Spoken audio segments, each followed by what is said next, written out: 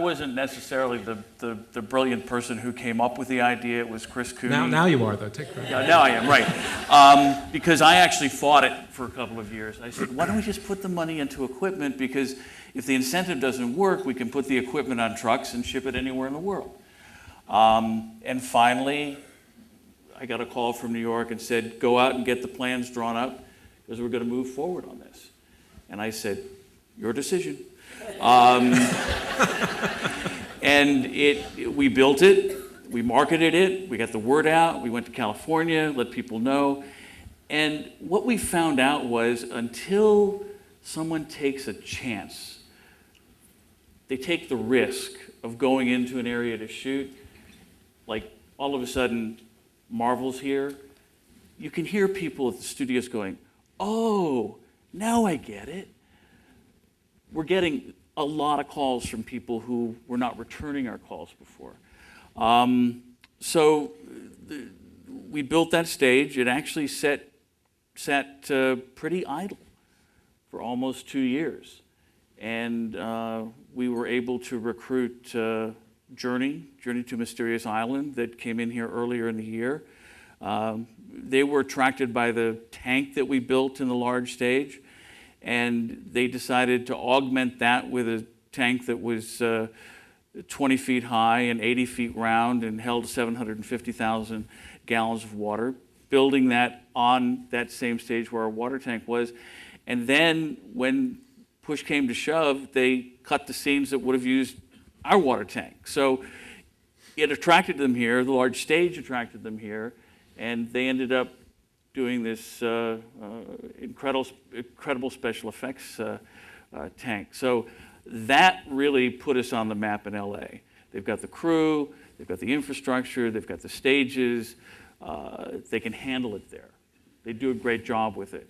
And many of the Marvel people are friends with the Journey people.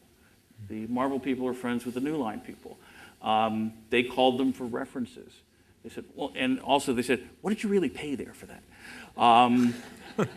So Marvel had the assurances of the Journey people that were here because we performed as a community on that job earlier this year. So I really think that played a big part of it. Mm. Can you talk a little bit about the stage? The uniqueness of it. How is this different than the other stages you have or other people have? It's 40 feet to the grid. It's clear span. Like Aaron said, you can go into Detroit. They don't have stages, but they have these old automobile plants. But they aren't necessarily clear span. This is 250 by 150 feet, 37,500 square feet, clear span up to 40 feet. It has it can sustain an awful lot of weight hanging from the ceiling, which is very important when you're doing your rigging or you're setting up for special effects. It was built, has been built, and it is a film stage. It is the largest outside of California and one of the largest in the world. And until the studios started to use it, did we really get recognized as being legitimate. Another audience question, table 39. Laurel?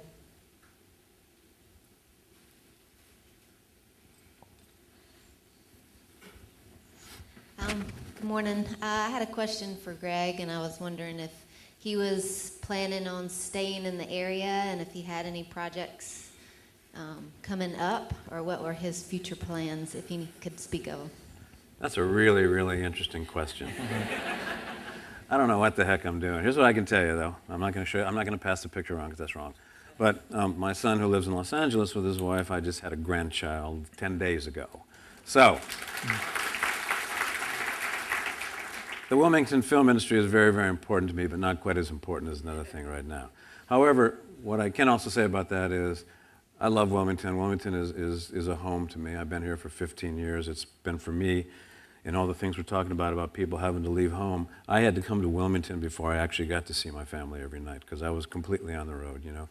And when you do things like live in Australia and you see your family twice in 9 months, and your son, you call your home in November, and your son gets on the phone, who's 11 years old at the time, and I go, hey, it's your dad. He goes, sorry, nobody like that. Nobody here by that name, and hangs up on you. You understand the pain of not being able to live in your community and not being able to work in the community that you consider your home, you know? So for me, Wilmington in an ironic way has become, I came to Wilmington to find a home when I thought I was going on location. So it's always going to be home. The difference for me, I think, is, as it works for Tim, is we can't just say, you know what, let's do a project here.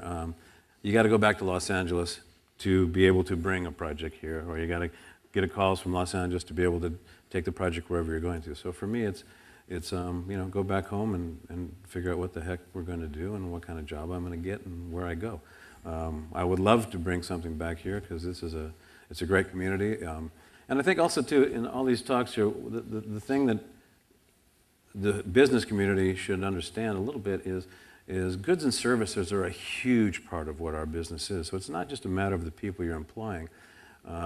You know, lumber and automobiles and you know, clothing. And I mean, there's so many businesses that are directly impacted by the shows that are made in this area that I know right now there's a few clothing stores who are going to be in mourning when I end next Wednesday because we spend thousands and thousands of dollars in their stores monthly. So there's an impact on everybody in the community where you may not think it, but there is, because there's so much money being spent on items to, you know, you got to build a set. You got to have lumber, you got to build a set, you have to have plates, you build a set, you have to have furniture for that, you got to buy beds, you got to do all those kind of things. So it's another part, and quite frankly, on my show, we have our fanatics, as we call them, who are the fans who sit outside and wait to catch a glimpse of an actor for the entire day. They're there for 12 to 13 hours a day, wherever we have to be. They just sit out there, and there's 50 to 200 of them. I think the other night at the River Court, there was 200 of them. Ironically, they don't live here. They're all from other places, and so when they come here, there's the 4 French girls they come here every year. They're here for 2 months now, right? Now, it doesn't seem like a lot, but when you get 4 girls who have to get hotel rooms, they have to get rental cars, they got to buy food, there's monies being spent that have nothing to do with the film industry and everything to do with the film industry.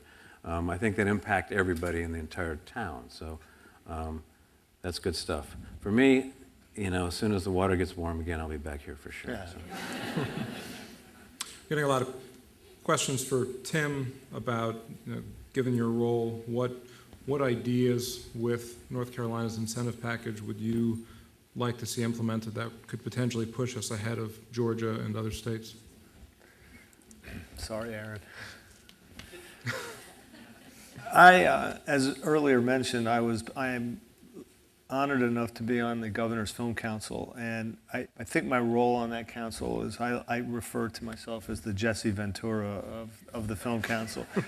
When our chairman wants to stir some trouble up, he calls on me, and I have the incentive we have is, Aaron kind of told you what it was. It's really competitive. It's fantastic. One of the benefits that we have that others don't is that we actually provide a cash check. 25% of your money, here you go, have a nice day. In Georgia, and I'm not sure anymore what Louisiana is doing, if it's cash or a credit, but okay, so a tax credit basically, you know, if I'm Sony and I go to Georgia and I spend whatever, and I get $6 million, it's a credit against taxes that I'm liable for. Well, I don't have an exposure there. So I have to take that credit, and I'm allowed to transfer it to somebody else. But I'm going to sell it to Jill for, you know, she's not going to buy it at 100%. So I'll give her a $100 bill for $85. So we as a company are losing a certain percentage of that credit. North Carolina, that's not the case. We get the full 25%.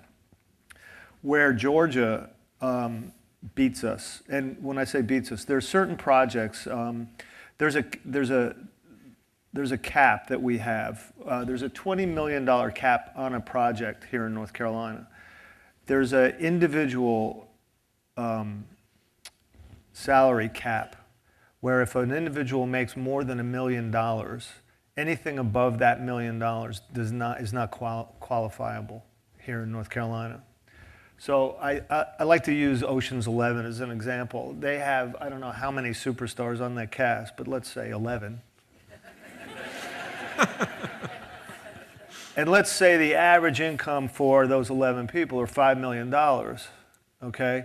So anything over $1 million, that company is not getting a rebate on here in North Carolina. So what that does is it eliminates the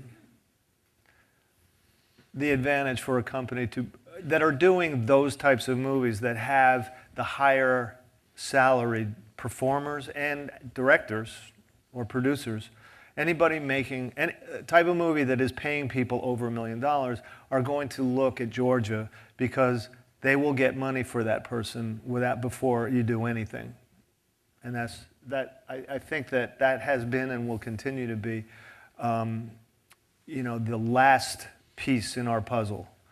If we did that, we would have literally every movie in America shot here. Unless it had to be the Empire State Building or a desert, because we have the greatest crew. And I'm not just saying this because I'm from here.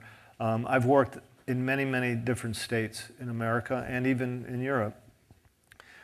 I strongly stand behind our crew base here. This is one of our biggest strengths. They're my friends. They're the hardest workers with the best attitudes and an amazing... Well, I hope if there's any of them here, that's for them because they're fantastic and they're certainly one of our greatest strengths, just from an attitude standpoint alone. So we have that going for us. All we need to do to get the bigger films, and the reason why we have Iron Man 3 is because of the stage. They need the stage. They need that stage. Plus, we have an incentive, even if they can't take full advantage of it, of the higher salaried people. That stage, and this is I don't want to say 1 in a million, but this movie was made for this place because of what Screen Gems has provided. Otherwise, they wouldn't be here. They would be in a GM plant in Atlanta, Georgia. I think that's really the only thing we need to do because we have everything else. The infrastructure, a couple of direct flights wouldn't kill anybody.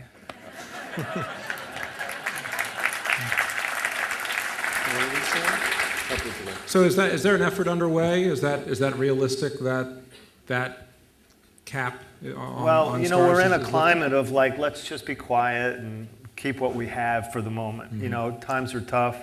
And, it's one thing that was mentioned here and what we really, and Dan, with genius idea, is that the people in the smaller counties of North Carolina that don't get anything out of the film industry in theory, they don't understand that it's not red carpets and cocktail parties with Susan Sarandon bashing Bush. That is not what the film industry is about. It's about carpenters, electricians, grips. I mean, these are people that go to school, they buy cars, and that's what needs to be put out there. So the thing is that right now, economy is in tough situation everywhere, and I think our position has been let's stand down for the moment, keep what we have, and this is where my Jesse comes out, and I say, screw it, come on, let's go, That may not be the smartest thing to do. So At least that's what they tell me.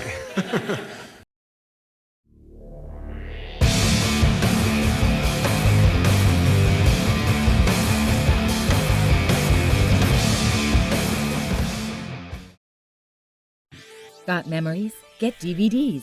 Tapes won't last forever. Digital transfers will. Do it today, so you'll have your memories tomorrow. Call us at 399-1820 or online at myrealvideo.com. Mold and time ruin videotapes. Tapes won't last forever. Digital transfers will. Do it today so you'll have your memories tomorrow. Call us at 399-1820 or online at myrealvideo.com.